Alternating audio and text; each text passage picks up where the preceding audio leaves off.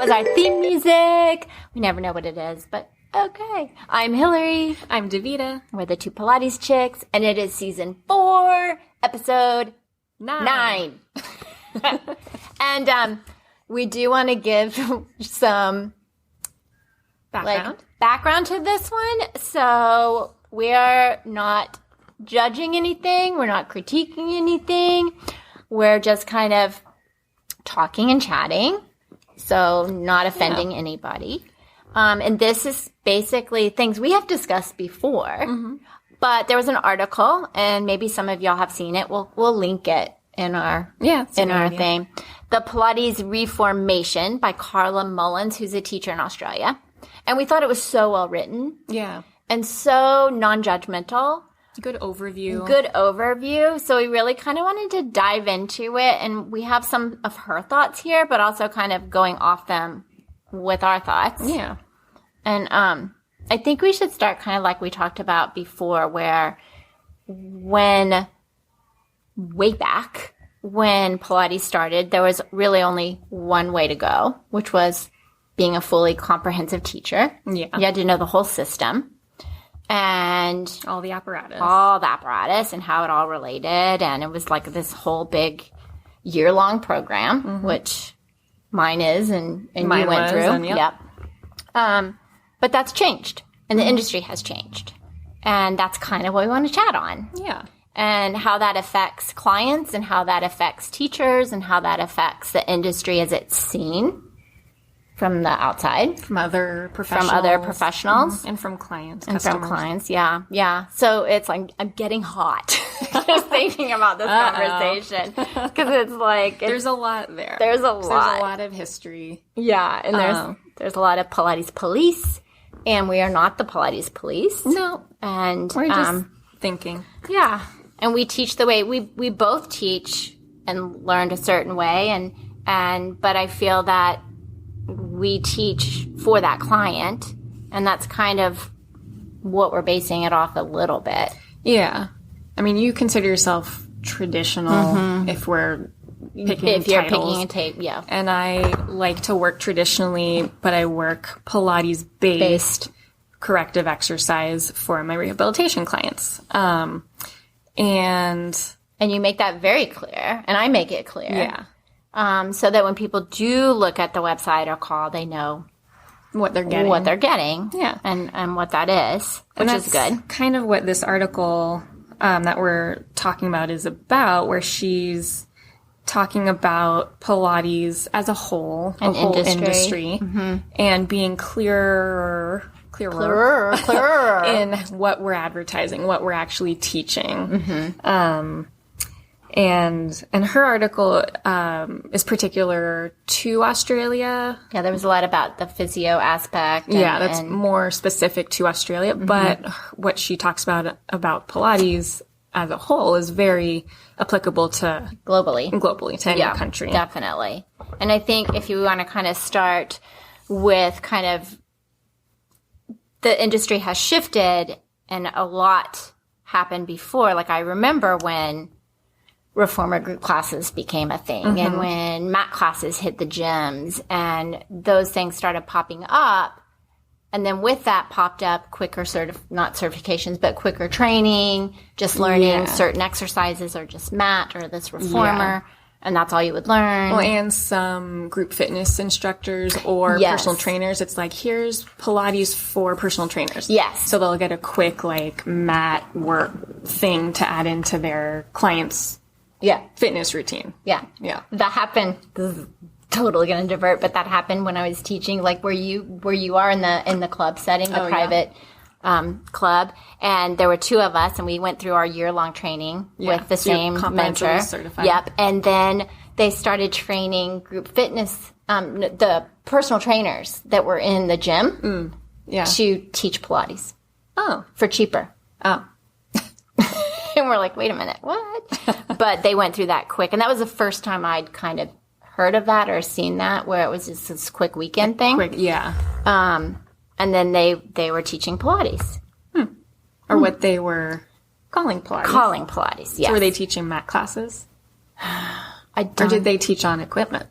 they came in and taught on our reformers. Oh.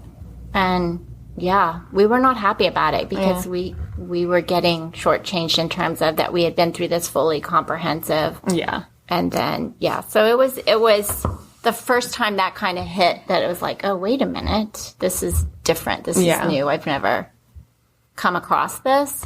But even from there with social media, and she kind of talked about that, now there's all these different reformers too. Right. So it's like different reformers for different purposes. Yeah. And not that we're not saying anything is wrong with any of this. Yeah, there's some people that like some of them and not others, and some people like all of it. Like I've had clients come in for a more traditional Pilates session who say, oh yeah, I also go to Liberty classes. Yeah. I have the same. Yeah. It's kind of, they do one over there, whatever. Yeah. So yeah, there's nothing wrong. But I think in the article I was talking about, what we talked about was how clients can also be impacted by that kind of, and we were talking about it with like the health professionals. Yeah. And doctors. Our clients can be negatively impacted when we're not clear in what we're actually teaching. And what we were talking about is when, as a rehab focus, I'll get a client coming in who was referred to me because originally they were referred by a physician to say, oh, go take Pilates. And then the person, as an average consumer, not knowing the differentiation in what Pilates really means, they just, I'll go take a class that says Pilates, and they'll go to a Legree class. But the point of the physician telling them to go take Pilates was for a rehabilitation of a certain issue. So really they shouldn't be in any group class, even a classical group class. No, they should be in a private with an instructor that feels comfortable working with that issue. Yes. So it's very particular. And I'd say maybe even the average physician doesn't know the difference. I find that a lot. I find that a lot. And also it's kind of twofold on that, because it's like, they may associate Pilates with what you just said, that big group class, and then their client says, can I do my Pilates? And he says no. Right. Because that's what he's picturing. Right. So I'm very specific with my clients when they're going to get a surgery or something. I said, make sure when you say Pilates that you explain what it is, that it's private, blah, blah, blah, and okay. And then the doctor's like, oh, yeah, that's fine. That you can do, But yeah, so it can go both ways. Exactly. Because the group class, if you're starting Pilates for rehab or for after surgery, after you're cleared, you don't want to go to a group class, no matter how classically or traditional or whatever it is. Because you're still in there with multiple people, and that teacher's having to gear it to everyone, and can't give that attention. That's just too hard. Yeah, it's not really feasible. No, so, that's too much on the teacher. No. So people need to know what they're getting. Clients should know what they're actually going to class for. Yeah. And I think, I don't know, it's like this whole article I felt was so well written in the fact of not like what we just said. It's like, yes, there's group classes, and I think she called it reformer fitness. Yeah. So it was more, and I think the group classes are great. And yes, I think it's more fitness. It's more like going out and running or going out, doing something on your own, because really you're being told what to do, but you're really not being taught in terms of specific to you. I mean, there's some great group Pilates teachers who know how to throw in a cue for somebody here and there, and here I'm seeing this, let's change that. But it's, as she says, it's mostly reformer group fitness. And it's really hard to teach individually. It is, because even a fully comprehensively trained teacher in a group class is going to have to teach to kind of meet in the middle somewhere. For the strongest and the weakest. I'm saying weakest, but you know what I mean. Has issues, and just keeping everyone safe. Right. As best as we can. And she describes it in the article as you have the teacher for reformer fitness. And so the people are there, the teacher's kind of supervising and telling you what to do. Yes. They're instructing. Yeah. It's more of an instructing place for that person at the time versus being one-on-one with someone and really teaching them the method or movement whatever. Patterns. They're Because their specifics. Yeah, you can't really go into that in a class setting. Yeah. Or kind of progress in a way for that individual. Mm-hmm. Because, again, it's a group class. Yeah. So it's kind of like... It's going to be... for everybody. Yeah, for everyone. In that group. As best as they can. As best as they can. And I also think it's important... because like you said, we have clients that do classes, that go to these reformer classes or whatever it is. But that conversation of, what's the difference of what they're getting or what's happening or staying safe in the class. I think that's important. Yeah. Like, I think it's great because we're like working one-on-one. They can go into a class setting and know, no, I'm not capable and I'm going to modify for me. Right. So they'll know what their modifications are. Exactly. And I had a client actually just recently, I teach her once a week and she's young and she said, oh, my friend wants me to go to this group class with her, and I feel bad. I'm going to cheat on you. I'm like, no, go take it. Like, because we're working. Fun. Yeah, have fun. Go take it. It's a group reformer class. So, and I asked her, do you know what type of reformer? Do you know what type of class? And she said, I don't know. So I looked up the studio. I said, okay, yeah, that's this type. And so it'll be like this. Cause I was wondering if it was more classically oriented or more Legree oriented. Mm-hmm. So I told her what it would be like. And she was fun. She had fun. And yeah, but it's nice to know what you're going to get. Yeah. And I think you just hit it there. It's like there are, and we see it on social media and Instagram because we kind of talk about it a lot, is there are so many different, like we talked about the nightclub aspect of one, like where it's loud music. Like bumping fun, and blah, blah, blah. I remember seeing one on Instagram where the instructor was like dancing through all the reform. It was like a party. And then super fun. It's super fun. It's like a party. And then you have ones where it's, like you said, very like classical and it's like going through the order to the best of whatever. And then you have other ones that's very proppy and they're doing all these things. And so it's important to know. They're all so different. They're so different. And there are clients for all of them. There are people that like all of them. There are people that like one and not another, and some that will go to any of them. Because they're moving. And that's the thing. It's like, it's good to get people moving. It's good for people to move in the way that they like, that they enjoy. Because they're going to keep doing it. Yeah. Exactly. And that's what I really liked. I think we both liked about this article where she's talking about, let's describe things as reformer fitness, maybe. Or this is a class on the reformer. It's not necessarily Pilates. Yeah. It's not like the progressions. It's not the, whatever it was, however she put it, I don't know. But I think it's important to not have, and she talked about in the article, is this infighting of this is the way and this is not, and this is wrong and this is right. Right. Because it's like, when I was coming up and you said Pilates based, I had to answer the phone that way. Because the lawsuit was going on when I was working at the studio. Oh, interesting. And we were told, if they call and ask, what do you teach? A Pilates-based class. Pilates-based exercises. We had to say that. Right. And so, yes, we were teaching Pilates. Yeah. But I think it's important for people to understand when they're calling. And I ask questions. I don't know about you, but it's like if they say, I've been doing Pilates for 10 years. Yeah. Say, what type? Where were you? Where did you go? Yeah. Who was your teacher? Not to pin them down into this category, but to see where they're coming from in terms of what they're expecting from me. Yeah. Yeah. And I do that all the time. And sometimes somebody will come in and say that, oh yeah, I've taken Pilates for 5 years. I'm like, okay, where did you go? And they'll say, Pilates Platinum or a Legree-based class. And I say, okay, well, I don't teach that way, but, let's... Yeah, so that they know what to expect. They're not going to come in and expect that workout. And I remember when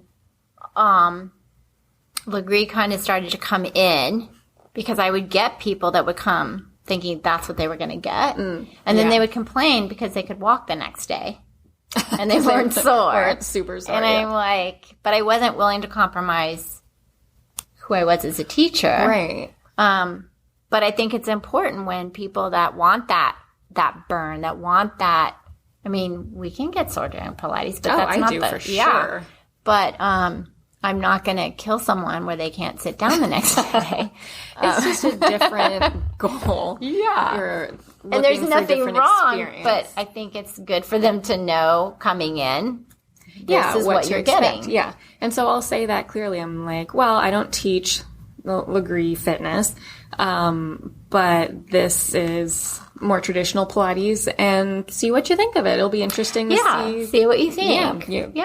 How you think, how you feel different. But, and also I think like what you said, like you weren't willing to compromise how you teach.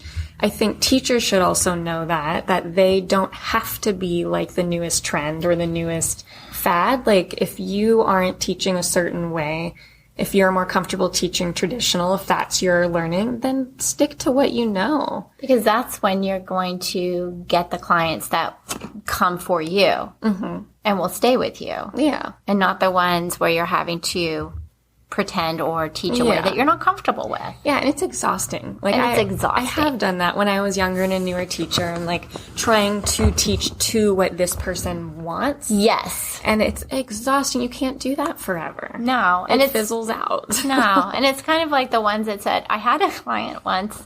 Actually, I didn't keep them because I told them I couldn't help them. But it was, she was very fit, but she wanted, a tighter butt. And that was her whole reason for coming. As many people say. I want a tighter butt. And I was like, well, I can work you. I mean, because she wanted her butt to look like this. And I don't remember. And I'm like, I couldn't promise that. Right. But I wasn't going to just bend over backwards and try to succeed at that. Like, it was just. It's not fair. And it's just giving people expectations that are doable. Yeah. That you can help with. Right. And not teaching because that is what you think has to happen. Yeah. In terms of that client or whatever. To try to retain that client or try to change your... And that client would be much better at one of those fitness ones because they're going to feel that. They're going to feel that butt burn. And that they're getting what, even though probably, we're born with what we're born with. Right. And to a certain extent. That is your shape. That is your shape. So your butt's not going to look like that person's butt. But you can feel stronger in your legs. Exactly. You can feel more capable in what your butt can do. You can climb more hills. You can hike faster. And that's like for our way of teaching, that's our approach. Yep. The functional aspect of what these muscles can do versus a shapely look. Exactly.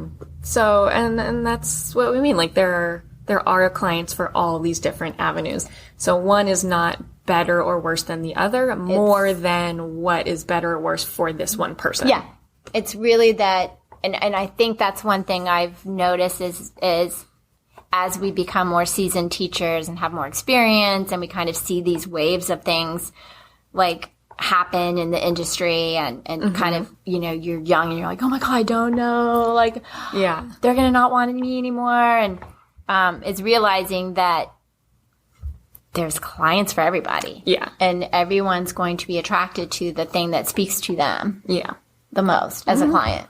And that's why you mentioned earlier, like, and what she says in the article is the infighting within the industry is so destructive to the whole career. Well, and it's destructive to, it's almost like that feeling of, we went to a conference, I think it was the one I met you at in Vegas, the PMA, and I was doing that workshop, and my husband came to help, and he'd never been to one, because I don't take him.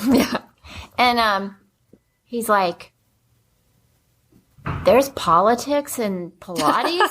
Because he even picked up on the, feeling and the kind of because the judgy kind of clicky and inner kind of it's my way and not that way and that's wrong and you don't do it this way and you don't have this and it's interesting that he could pick up on that just within a conference setting. I mean, the first day. Wow.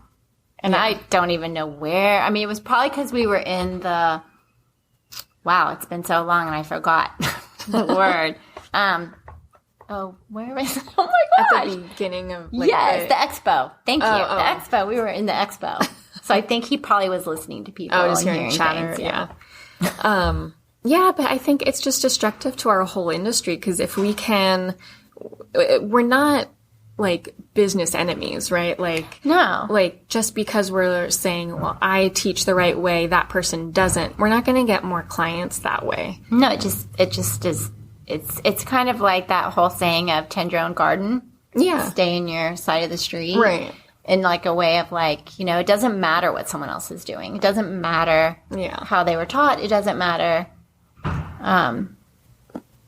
kind of what their philosophy is in terms of the method because you're doing your thing. Your clients come to you. And it doesn't harm you in any way. Yeah. Or your clients. Be authentic to your own teaching. And and like we always like to say, to the body in front of you. So what does that person need?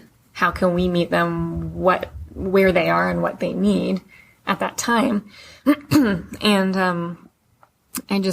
I mean, as much as I don't like all the labels, I think we do need them so people and I think know what they're getting. I think like what you just said kind of feeds into that labels is in terms of like right now there's these labels that are like kind of like bad labels, like like slapping that like we judge. Judgy labels. Instead of just like, hey, this is more reformer fitness. This is more, fully comprehensive, whatever Pilates method. This is more, you're going more rehab, you're going more fusion, you're going more whatever it is, so that the client can go, oh, okay, well, that seems more my speed. I want to go with that route. That makes me think like in yoga, you can go to a yoga studio and you see on the schedule, it's all yoga, but there's vinyasa flow, there's ashtanga, there's zen, there's yin, there's iyengar, there's all these different ones and people tend to like certain ones and not like others as much. And maybe for the novice practitioner, they don't really know the differentiation so much. They have to try it. But they'll try it. They'll see what works for them, what they do and don't like, and they'll go to those classes. Yeah, it's the same. It's the same. It's still all yoga. It all counts. It's all acceptable. It's within the yoga practice. But some teachers teach certain ways. Some clients like certain classes. Yeah. And it's all there. It's all available. Yeah. And I think when it comes to, especially like we talked about, the clients, that's really where this whole kind of conversation, I think, for her kind of came to, is like, just make it clear. What is the client getting? Yeah. And what are they expecting? Yeah. And I think this whole like, and you see it on social media, like, which is one reason, I mean, you and I are on social media, but we don't like spend hours on it. And, but people get very judgy and say things and comment to people that just is not, it's not nice. Needed. It's not nice. And it's like, what? You're not even, you don't know this person. Yeah. And that's just social media in general, but I would say it is which is why we're not on it all the time. But in general, like, I would hope we could help support each other in the industry because, I mean, if you think way back when for Joe Pilates, his whole point was to have everybody do it. Everyone do Pilates because it's going to help heal everything and it'll make us all feel better. And we believe that. Like, yes, we do. Do Pilates, you'll feel better. We see it in people and our clients. So make it accessible, make it available. But now that there's so much more, there's so many different avenues. Yeah. I think it's confusing to clients too. Yeah. In terms of that. And I think it's confusing.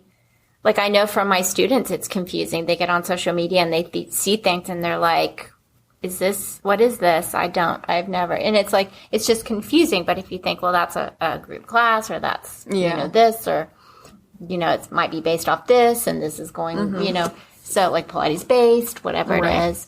I think that would be very helpful. And also maybe stop some of that judgment so much. Yeah. Or maybe not. Maybe not. I mean, there's always maybe not. They'll always have. This is in our little bubble at what we're like. I don't care.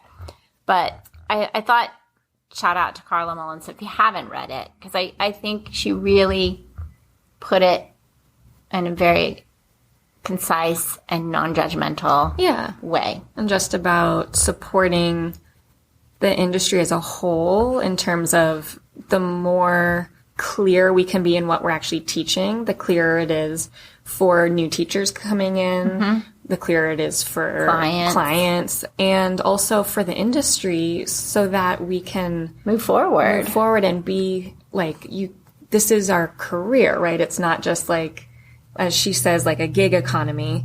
Oh, yeah, we didn't even hit on that, did we? Yeah. It's a whole profession. And so the people that do see it just as like a gig here and there to take a teaching job here and there, okay, well, that's great. How they teach. And that's like, maybe they're doing other things at the same time. Because maybe it's like something to do in their spare time, or it's just something to kind of like you said, they're an actor or whatever, and they're just kind of like, or it's fun. It's like they have a full-time job and this is something fun they can do in the evening or on the weekend, right? They can teach this group class, whatever. And then there's people that this is a profession and a job, and not that that's not, but it's kind of this different thought process as you approach it. Yeah. Where if this is your career and you're constantly developing and you're constantly learning and this is your whole it's your only career job. arc. Your only job. And then, so if we can all support all the different avenues within the industry, then instead of infighting, it would help elevate the industry as a whole. Yeah. There could be, differentiated certifications. And if it was clearer, like, okay, you're comprehensively certified, this person is then, certified just for mat. And we have that. Yeah, we have the, because they just did the mat. So now they have just the mat certification. With a PCP. Yeah, but again, it's very, it's like, it's very, it's deep. It's like not just here are the exercises. It's not a weekend course. It's not a weekend course. It's a deeper the Pilates exactly. method math. Exactly. Yeah. Learning, the kind of movement patterning, the process, the method, why, the anatomy, all of that is in there instead of just a quick 1 or 2 day thing. Because there's really too much in the Pilates method to learn in a weekend. You just no way can't learn it all in one. Like we've been teaching for forever now, and we're still learning. Always Which still is learning. Good. And that's what needs to happen. Yeah. And I think that kind of goes into the whole industry moving forward is maybe it almost feels like history repeating itself sometimes in terms of this whole like, that's not Pilates, that's not, this isn't, this is not. Yeah. It's what's like, allowed to use the word. Exactly. Yeah. We won't have to go there. But yes. But just supporting the industry as a whole, and other teachers. Yeah. And there's no reason just because someone teaches different or it's not their full-time job and they're just having fun. What's wrong with that? Yeah. Nothing. Yeah. It's like there's a place. You're an accountant during the day and you like to go play. I'm sure there's somebody out there like that. I know. I've had some go through my training. One was an engineer. Oh, cool. She was an engineer during the real world. Yeah. And then she just thought, I love Pilates. Yeah. She's like, I love the mix of different backgrounds like that. Yeah. And it's like, how cool is that? And she doesn't teach Pilates full time. She's still an engineer. She went back and got a master's something or other. I don't even know. But yeah, for her, it's not her profession, but she enjoys it. That's on the fantastic. Yeah. That's super cool. It's super cool. So I don't know. Did we fix it? Did we solve the problem? Well, like we said, just chatting about what we noticed, the ideas that this article sparked for us, and hopefully just leaving with the industry, everybody supporting each other more. Yeah, rainbows and unicorns. And just being clear in what we're teaching, being authentic to how we teach, and making space for others to do the same. Yeah. I love that. Like, let everyone be their authentic self in teaching.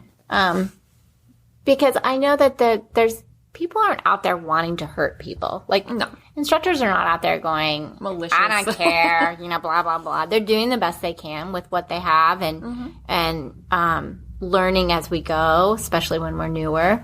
And we just, like you said, have to be there and support and help and guide those that have been out in the world a bit.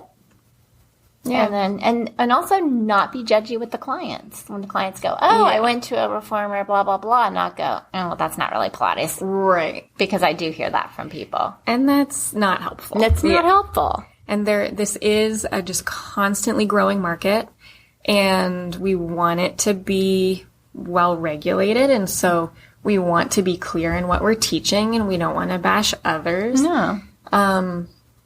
And just allow, it's good for our industry to allow it to continue growing, to change with the times and adapt as needed, but to also be true to the foundations and education and. Yeah. And I think, and we'll wrap it up, but I think she touched on that and the fact that, is making sure that for whatever you are teaching, however you are teaching, whatever aspect, that you do have that education and knowledge to create that safe environment for people that come into your space. Yeah. And I think that's all that's kind of all we want is just make sure they're safe and don't get hurt. Yeah. Make sure they're safe and stay true to yourself. Yeah. Pretty simple stuff. Oh, do we have a sponsor? We didn't decide on anything. No. You know what our sponsor should be? What? Ourselves. All right, we're sponsoring ourselves. Two Pilates chicks. Yay! We're sponsoring ourselves this week. Oh, yeah. I think we're a good sponsor. I think so. Yeah. Okay. Well, there we go. I don't know who will be the next, but for the next two, we'll sponsor ourselves. Well, thanks for listening. And our next one will kind of feed into this one. Episode 9. Is it 9 or 10? It's coming. Okay. We're in 9 right now. We're in 9 right now. Okay. Well, thanks for listening. And check out the Pilates Reformation article by Carla Mullins. And we'll make sure to tag it in. Link it in the bottom. Yeah. For everybody. Yay. Bye.